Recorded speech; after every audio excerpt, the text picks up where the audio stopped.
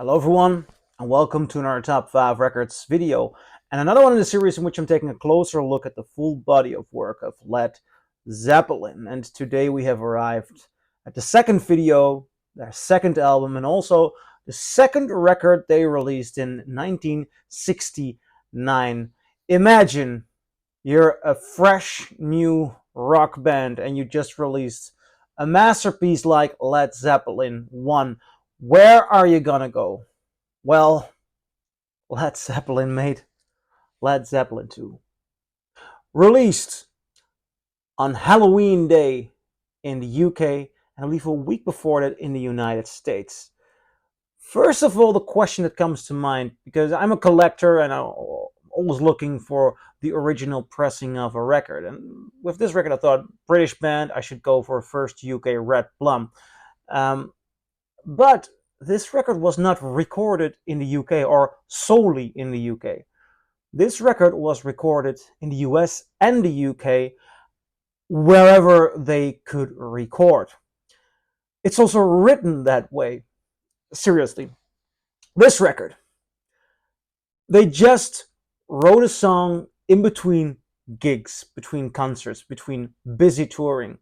They wrote a song, and then if there were some hours left on the day, they'd find the right studio and they would just jump in, record it at that studio, and then just go further with their day or go to the gig. And it's just very incredible because this record, known to be one of the best sounding hard rock albums, being recorded in so many different places. Mostly that is a problem. Like Kevin Gray, the mastering engineer who did a recent 45 RPM reissue of Rumors, said that was a record that was recorded all over the place. We had such a tough time making it sound good. This record, especially if you have the Bob Ludwig loud cut, and if you'd like to know more about that special hot mix, check out this video. Can sound stunningly gorgeous. And for something that's been recorded on the road, written on the road, the thing is, this record has a certain feel to it, a certain energy, in which I think that recording this during a tour might actually help, because they were so fresh, so energetic. This record has a true, unique, sincere beauty. Let me start off with the first song on this album, Whole Lotta Love. And I've been listening to that song a lot of times. About 20 years ago, I started playing in rock bands, and that song is just one of those songs when I'm a higher pitched vocalist. Every guitar player will start teasing you with that song, and then there are two things that you can do. You can lower down. You can never meet the standards of Robert Plant, but there's only one thing that you can do if you want to convince a guitar player, and it's just go along with it and shout out, "You need cooling!" It's just, that's the only thing you can do. And as a matter of fact, whenever I put this record on, I just jump out of my chair on that song, Whole Lotta Love, jump on the couch and start singing along and playing air guitar, and it's just madness. It's just the overall detail in the sound, the John Bonham going everywhere. The drums are madly insane. John Paul Jones on bass, he knows how to carry it, how to push this heavy load of bass into it and to give it that push that just goes beyond anything you've heard before. And then the guitar, wild, rough. Robert Plant as a vocalist, nailing it, becoming a blues vocalist in a sense that you've never heard before. I'm just looking at this track list and looking at these songs. It's just so bizarre that these were actually, a lot of them were either blues songs or rooted in blues songs. I mean, Willie Dixon wrote, I believe, the opening track or some of the lines of "Whole Lotta Love." There was actually this discussion with them. I'm not sure this one. Yeah, this one doesn't credit. This is the Robert Ludlum one, the first American pressing. So this one was actually released before the first UK, and it still doesn't credit Willie Dixon here. It says on "Whole Lotta Love," Jimmy Page, Robert Plant, John Paul Jones, and John Bonham. So Willie Dixon sued them, and I think Willie Dixon is right to sue them because Led Zeppelin was. I I can't say that we're loose with giving credits. I love Led Zeppelin. Honestly, I love them. I think they've made some of the best music around, but they were little crooks if you take a look at what they wrote, what they borrowed. I mean, and a lot of it has been proven stolen. Willie Dixon sued them and he won because I think it's the first lyric. I'm not sure if I even sang the right lyric when I just sang it as the first lyric.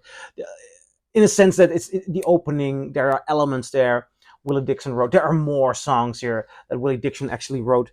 The last song, Bring It On Home, I'm not sure if they're crediting him. Yeah, here. Again, Willie Dixon is one of the writers. When you take a look at Wikipedia, it's all been corrected. And Willie Dixon is one of the best, perhaps the best blues writer of all time.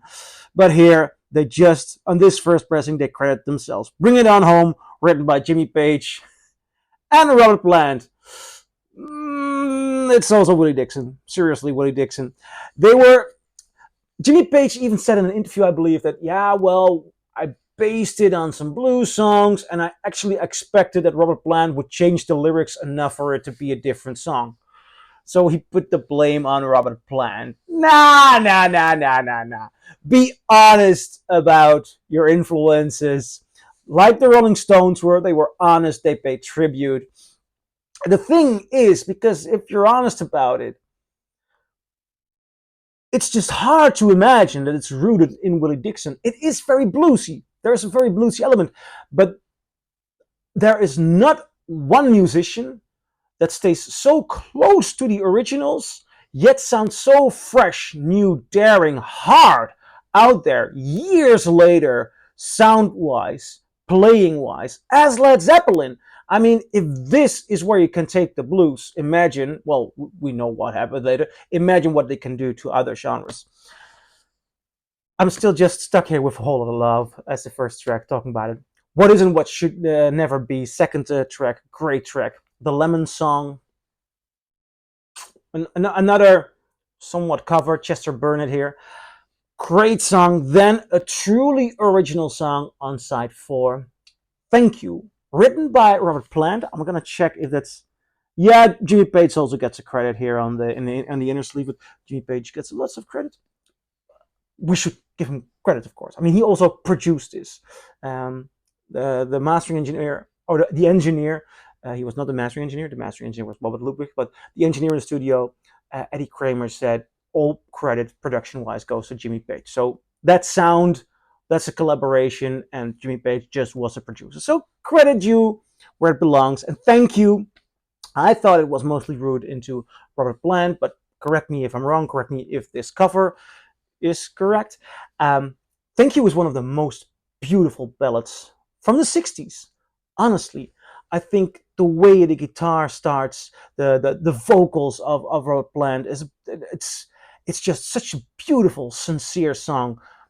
I think it deserves more credit than it's often gotten. Then Heartbreaker on side 2, the first song on side 2, such a punch in your face. Living, Loving, Mate.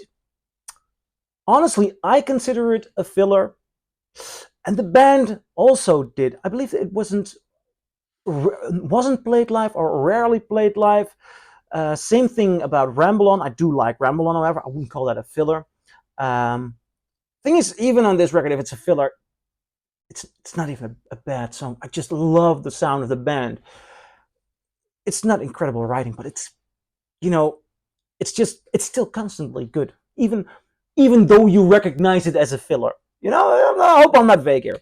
Then Moby Dick, written as the moment for John Bonham to explode as a drummer, and he did. I mean, he exploded as a drummer, not in a Spinal Tap way, but in a drum phenomenal way. I love that song live as well. Bring It On Home, also awesome. This record is just awesome, thrilling. I enjoy it every time I play it, and it's hard to put it off. One of the best hard rock, blues rock albums out there. So I'm curious, what do you think? I think I know what you think. I think most of the people would agree. But if you disagree, please leave a comment below, because I really like to argue about these things. So leave a comment below, and I'll see you in my next video. Bye.